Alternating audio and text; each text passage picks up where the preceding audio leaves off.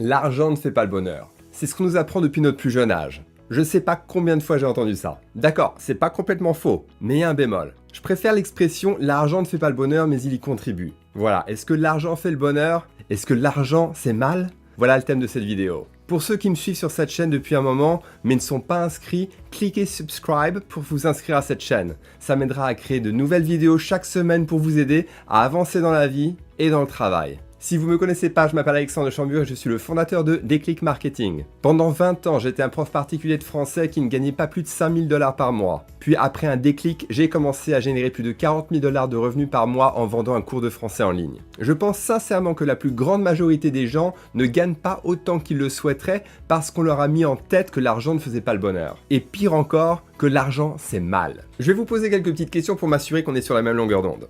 Imaginez que vous êtes mère au foyer, ou pour aller encore plus loin, imaginons que vous êtes mère célibataire. Si vous aviez le choix, vous préféreriez faire les courses et faire à manger tous les jours pour chaque repas? Ou est-ce que vous voudriez que quelqu'un fasse à manger pour vous, à votre place, pour que vous puissiez passer plus de temps avec vos enfants, ou pour vous reposer ou pour travailler? Est-ce que vous voudriez manger au restaurant quand vous voulez? Et éventuellement faire de temps en temps à manger, ou que quelqu'un fasse à manger pour vous, et de temps en temps manger au restaurant? Personnellement, je préférais qu'on fasse à manger pour moi, manger dehors ou commander. Mon temps est précieux et je peux pas tout faire. Il faut faire des choix. Et si je veux être efficace et avoir la vie idéale dont je rêve, alors oui, je préférais qu'on fasse à manger pour moi ou pouvoir manger dehors, quand bon me semble. Mais pour ça, il faut de l'argent, non? Est-ce que c'est mal? Non. Autre question. Si vous n'aimez pas l'école publique à côté de chez vous, vous préféreriez pas envoyer vos enfants dans une école privée? C'est pas gratuit. Est-ce que c'est mal de voir ce qu'il y a de mieux pour vos enfants? Non. Les écoles publiques sont probablement pires aux États-Unis qu'en France, et les écoles privées sont bien plus chères ici. Mais tout ça s'applique un peu partout. Et si vous avez 3 enfants et que l'un d'entre eux veut faire du cheval, l'autre veut faire de l'art, et le dernier du piano et de la guitare, vous voudriez pas leur offrir des cours pour qu'ils puissent exceller dans des domaines qu'ils aiment? Je pense que tout le monde serait d'accord pour dire que oui. Imaginez que vous habitez à Saint-Denis en banlieue parisienne. Vous voudriez pas habiter dans le centre de Paris ou éventuellement au bord de la mer sur la Côte d'Azur? Si vous aviez le choix et que vous étiez vraiment libre de choisir où vous voulez habiter, est-ce que vous habiteriez en Italie, en Espagne, en Grèce, en Angleterre ou à Tahiti? La vie coûte tellement cher. Je pense que ça vous l'aurez remarqué.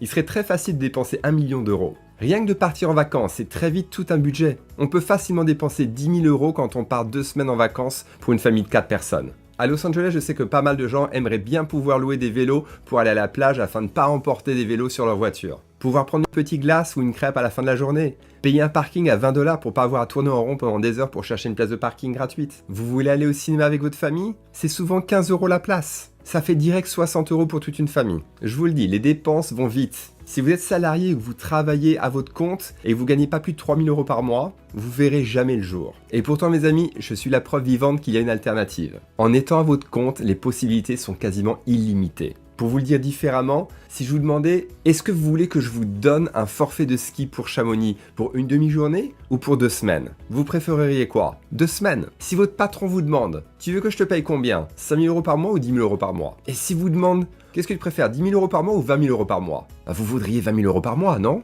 Pourquoi? Parce que vous savez bien que la vie coûte cher et que plus vous avez d'argent, plus vous pourrez vous permettre de choses. Si on vous demande si vous voulez vivre jusqu'à 70 ans ou 90 ans en bonne santé, vous croyez qu'il y a beaucoup de gens qui vous diront « Ah non, je veux juste vivre jusqu'à 70 ans, ça suffit ». Non. Si on vous dit « Tu veux être un peu heureux ou très heureux ?»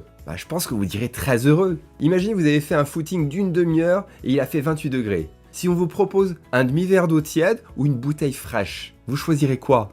La bouteille fraîche. Si vous êtes fan de foot et que vous voulez passer 1 an à aller voir le PSG au Stade de France ou au Parc des Princes, ça vous coûterait au moins 6 000 € jusqu'à 200 000 € selon le type de place que vous allez choisir. Vous n'aimeriez pas ça si vous étiez fan de foot?